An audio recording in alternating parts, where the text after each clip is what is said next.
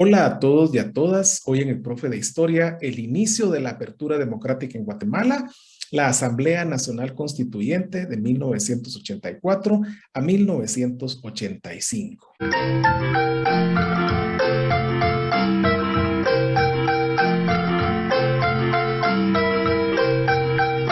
Hola a todos y a todas. Hoy en el Profe de Historia estudiaremos un tema de historia inmediata muy interesante, el inicio de la apertura democrática en Guatemala, la Asamblea Nacional Constituyente de 1984 a 1985. Como antecedentes de este interesante tema, evidentemente hay que hablar brevemente de los golpes de Estado que hubo en Guatemala en 1982 y el de 1983. Como recordamos, el de 1982 fue justamente el 23 de marzo de 1982 y fue protagonizado por el general José Efraín Ríos Montt. Interesante porque 18 meses después, justamente el 8 de agosto de 1983, su propio ministro de la Defensa, como ya lo analizamos en otro video del profe de historia que se titula justamente Los golpes de Estado en el siglo XX en Guatemala, el general Óscar Humberto Mejía Víctores propinó este otro golpe de Estado, ni más ni menos que a José Efraín Ríos Montt. Esto significa que en aquel momento la cúpula militar estaba decidida a resolver los problemas sociales políticos de todo tipo de manera contundente a través de golpes de Estado y que ya el modelo electoral se había agotado según ellos, de acuerdo a lo que se analizó también en otro video del profe de historia que se titula Los regímenes militares en Guatemala. ¿Qué ocurre? Que cuando llega Óscar Humberto Mejía Víctores, hay un espacio de posibilidades, un abanico de posibilidades para el retorno a la vida democrática o al menos el retorno a la práctica de elecciones. De esa manera, el pueblo de Guatemala se preguntaba, ¿se podían hacer elecciones de nuevo? Ya habían pasado muchas décadas en las que no se celebraban elecciones democráticas, libres, transparentes. Como hemos sabido, las elecciones de las décadas de los 70s y 80s realmente dejaban mucho que desear porque estaban llenas de todas esas anomalías. De tal manera que lo interesante es que, a pesar de todo, durante los gobiernos de estos dos regímenes golpistas, tanto el de Efraín Ríos Montt como el de Óscar Humberto Mejía Víctores, se produjo una legislación que tendía al establecimiento de condiciones para la celebración de elecciones. Esto porque había una presión interna y evidentemente una presión internacional muy fuerte para que Guatemala se encauzara por la vía democrática. De tal manera que justamente un año después del golpe de Estado del 82, el 23 de marzo de 1983, se promulgaron unas leyes muy importantes para allanar este camino. Una de ellas fue la ley orgánica del Tribunal Supremo Electoral con el decreto 30-83. Luego vino la ley de registro de ciudadanos, decreto 3183, y la ley de organizaciones políticas, decreto 3283. Estas leyes vinieron acompañadas más adelante, ya cuando se produjo este segundo golpe de Estado del 8 de agosto de 1983, con la ley electoral para la elección de la Asamblea Nacional Constituyente, el decreto 384.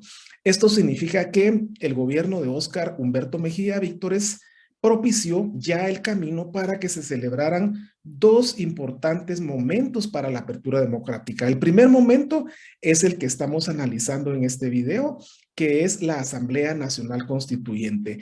El segundo momento que analizaremos en otro video, justamente es la primera elección democrática que se tiene en la era reciente, justamente las elecciones generales celebradas en 1985.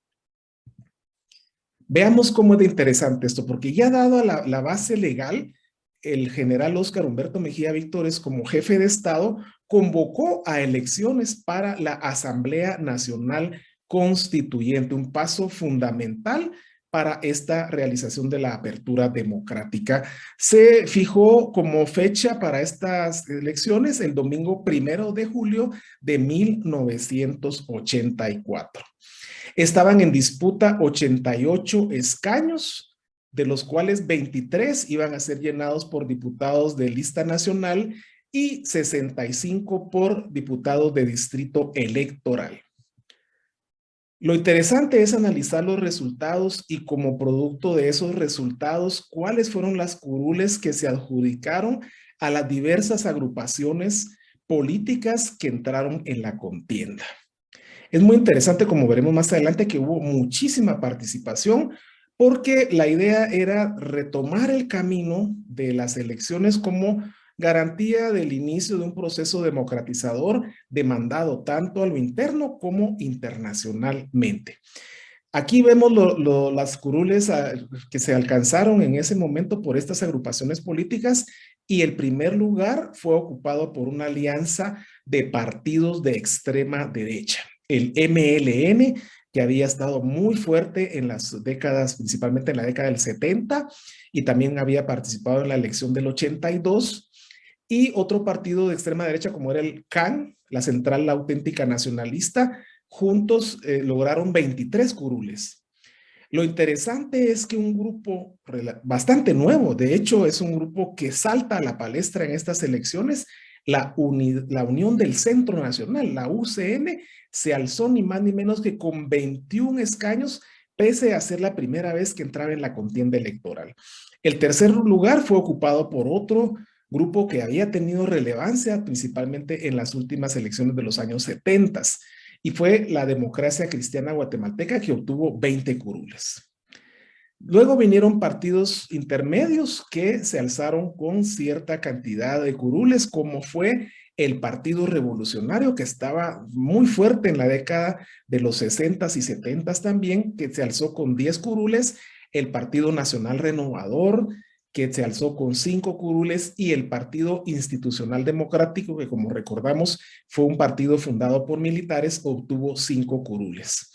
Luego vinieron partidos minoritarios, como el caso del Partido de Unión Anticomunista, el PUA, que era una separación del MLN, que obtuvo una curul, el Partido FUN, este partido obtuvo 1, este partido había participado también en el 82, y la otra interesante situación es que un grupo que participó en una contienda electoral, en el caso de un distrito electoral, fue la Democracia Cristiana Guatemalteca y el PNR, que se aliaron y juntos obtuvieron una curul distrital.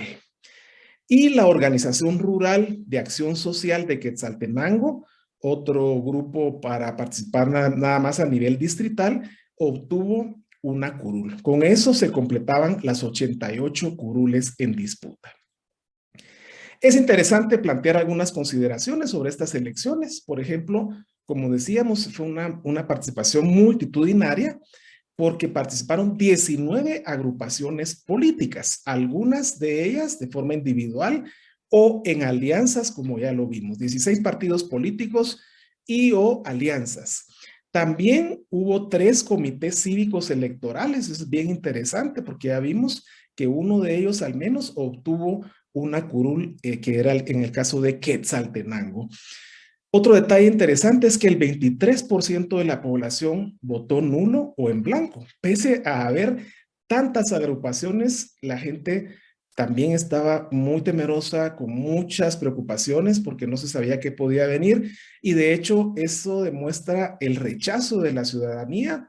Y otro dato interesante: ¿por qué tantas agrupaciones políticas? Y eso va a ser una constante desde estas elecciones y se va a ir viendo a lo largo de la historia inmediata de Guatemala que siempre vamos a tener la participación de muchísimas agrupaciones políticas. ¿Cuál es el problema que hay al respecto de eso? No es por la cantidad, sino que simplemente lo que sabemos en teoría política es que un partido político representa una ideología, un programa, un punto de vista con respecto al manejo del Estado. Y por lo tanto, no debería de haber tantísimas agrupaciones porque no existen 19, 20 ni 25 posibilidades políticas, sino que son menos. Por ejemplo, la clásica separación entre derecha, izquierda y centro es aplicable. ¿Por qué lo mencionamos? Brevemente, porque de esas 19 agrupaciones, muchísimas eran de extrema derecha y sin embargo compitieron entre sí en lugar de tener un solo partido de extrema derecha, en lugar de tener uno o dos partidos de centro, por ejemplo, un partido de izquierda, definitivamente no. No era posible estas condiciones porque de hecho lo que estamos viendo es un caudillismo. Los partidos políticos giran alrededor de un caudillo que es el que financia o el que obtiene el financiamiento y entonces hay 19 partidos porque hay 19 caudillos que quieren hacerse por el poder. Eso va a ser una constante y va a ser algo muy importante que va a influir a lo largo de la historia política de Guatemala. Otras consideraciones muy interesantes es que los partidos políticos tradicionales ocuparon la mayoría de curules. Era evidente, la ciudadanía tenía un concepto de qué era el MLN, qué era el PR, qué era la DC, y definitivamente estaban fijados con esa mentalidad los votantes y se fueron a lo seguro. Guatemala se caracteriza por tener un electorado muy conservador que difícilmente va a cambiar de una elección a otra. Por lo tanto, los partidos políticos tradicionales estaban presentes y decidieron en mucho la forma en que se iba a hacer la constitución política de la República de Guatemala. Un dato interesante es que la UCN, que era un partido nuevo, fue el mejor posicionado. De hecho, ya vimos que obtuvo el segundo lugar y lo veremos prontamente en otro video, lo analizaremos, que en las siguientes elecciones ya presidenciales va a figurar también en la disputa de los primeros lugares. Este partido fue cuestionado porque se decía que era un partido que tenía muchísimo financiamiento y que por ese financiamiento es que logró obtener esa cantidad importante de curules. Y esta va a ser otra constante. La mayoría de partidos que se posicionan cuando son principalmente partidos nuevos que se posicionan en unos lugares importantes, generalmente es porque tienen muchísimo financiamiento y de ahí vienen esas dudas. ¿De dónde viene tanto dinero? ¿Quién está liberando esos fondos? Y siempre quedan esas incógnitas sobre el proceder de quienes están atrás, es decir, los financistas. Por otro lado, un detalle muy interesante es que los diputados constituyentes pudieron participar en las elecciones a diputados de 1985. ¿Qué estamos diciendo con eso? Que cuando ellos fueron electos para estar en la Asamblea Nacional Constituyente y redactar la Constitución, ellos ya también tenían en mente su futuro político porque ya estaban pensando en las elecciones que se avecinaban alrededor de un año de plazo. Es decir, lo que estamos viendo acá es una asamblea formada por muchos diputados constituyentes que también van a querer repetir como diputados al Congreso de la República. Y eso fue nefasto, porque a diferencia de la Asamblea Nacional Constituyente de 1944, en la que principalmente los grandes líderes decidieron no participar tan directamente como fue el caso de los candidatos a presidente. Recuerden ustedes que la Asamblea Nacional Constituyente fue emitida en el 45 y acá lo que estamos viendo es un grave error porque se permitió que esos diputados que eran constituyentes después iban a ser diputados al Congreso. ¿Y qué pasa con eso? Que simplemente ya están velando por sus intereses, ya están pensando en temas como el antejuicio para preservar sus privilegios, están pensando en otorgarle plenos poderes al Poder Ejecutivo y poder negociar con un Poder Ejecutivo así, de tal manera que fue un error craso haber permitido que los diputados constituyentes pudieran participar inmediatamente en las siguientes elecciones. Hubiera sido lo mejor darles un plazo de por lo menos un periodo en el cual no pudieran participar. Por otro lado, lo que tenemos es que esta asamblea constituyente culminó cuando fue promulgada, por supuesto, la Constitución Política de la República de Guatemala. Los constituyentes tomaron posesión el 1 de septiembre de 1984 y finalizaron sus funciones el día en que fue proclamada la Constitución, es decir, el 31 de mayo de 1985.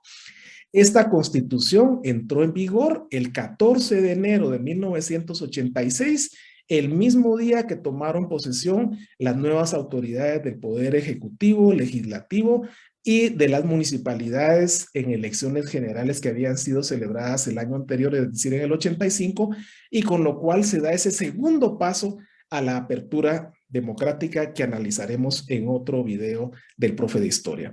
Por otro lado, no hay que olvidar que esta constitución, es decir, el trabajo de los miembros de la Asamblea Nacional Constituyente se hizo en el contexto de la guerra civil, dentro del contexto del conflicto armado interno. Por lo tanto, no hay que perder de vista que aún se estaba viviendo una época crucial en la historia de Guatemala, como fue justamente ese conflicto armado interno, esa guerra civil. Muchas gracias.